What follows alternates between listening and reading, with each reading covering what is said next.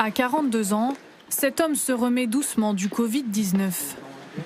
Hospitalisé dans un état grave à l'Institut Gustave Roussy de Villejuif et placé sous oxygène, il a bénéficié d'un traitement encore à l'étude.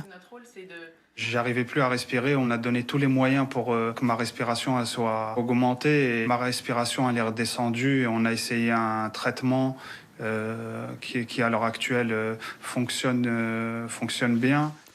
Ce traitement, c'est le tocilizumab, une molécule prescrite pour les patients atteints de polyarthrite rhumatoïde. Des chercheurs français testent actuellement son efficacité sur les cas graves de Covid-19. Pour 5 à 10% des patients, le virus provoque une réaction excessive du système immunitaire. Le corps libère une trop grande quantité de protéines, appelées cytokines. Se produit alors l'orage inflammatoire. Les poumons ne sont plus oxygénés normalement et certains organes comme le cœur peuvent être sérieusement endommagés.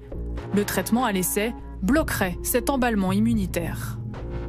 Le tocilizumab est un médicament qu'on appelle une thérapie ciblée, c'est-à-dire qu'il va agir à un endroit très précis dans l'organisme en ciblant une petite molécule de communication entre les cellules de l'inflammation. En réduisant cette molécule, on diminue très rapidement l'inflammation dans le sang, mais également dans les tissus des patients.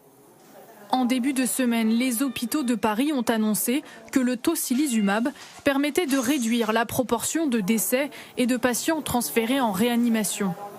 Mais dans l'attente d'une validation officielle des résultats par la communauté scientifique, le ministre de la Santé s'est montré vigilant. Attention, parce que vous savez, moi je suis comme les Français. Quand on me dit qu'il y a un médicament qui fonctionne, je me dis super, on a enfin quelque chose qui marche. J'attends, j'ai déjà été plusieurs fois déçu par les études lorsqu'elles étaient complètes et sur un nombre de malades suffisant. Je prends cela comme un signe d'espoir. C'est une piste qui est une piste intéressante, sérieuse. Pour l'instant, pas suffisamment étayé encore pour pouvoir crier cocorico et considérer que nous aurions un traitement pleinement efficace. Prudence donc, car une autre molécule avait également suscité de l'espoir, l'hydroxychloroquine, dont les bénéfices ont été vantés dès la mi-mars par le professeur Didier Raoult.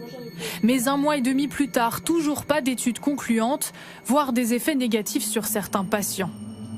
Malgré un avertissement de l'ordre des médecins, l'infectiologue maintient sa position. Je rapporte les données que j'ai, moi, que je transmets.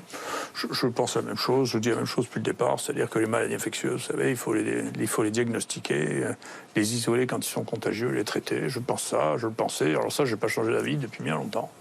Je pense ça. Et quant au reste, si vous voulez, moi, je ne rentre pas dans l'espèce de folie terrifiante.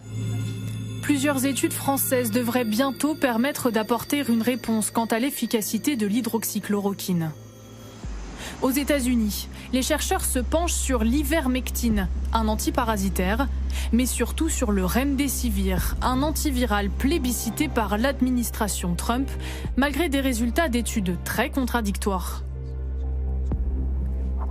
L'espoir mondial repose aussi sur la recherche d'un vaccin. Et les Britanniques pourraient bien avoir trouvé la solution. La semaine dernière, l'université d'Oxford a débuté la première phase de test sur des humains d'un vaccin qui aurait été efficace sur des macaques. En parallèle, nous allons investir sur des moyens de production pour que, si les tests du vaccin sur les hommes s'avèrent sans danger, alors nous puissions le rendre accessible aux Britanniques dès que possible. En cas de succès, les chercheurs d'Oxford affirment que des millions de doses pourraient être disponibles dès le mois de septembre.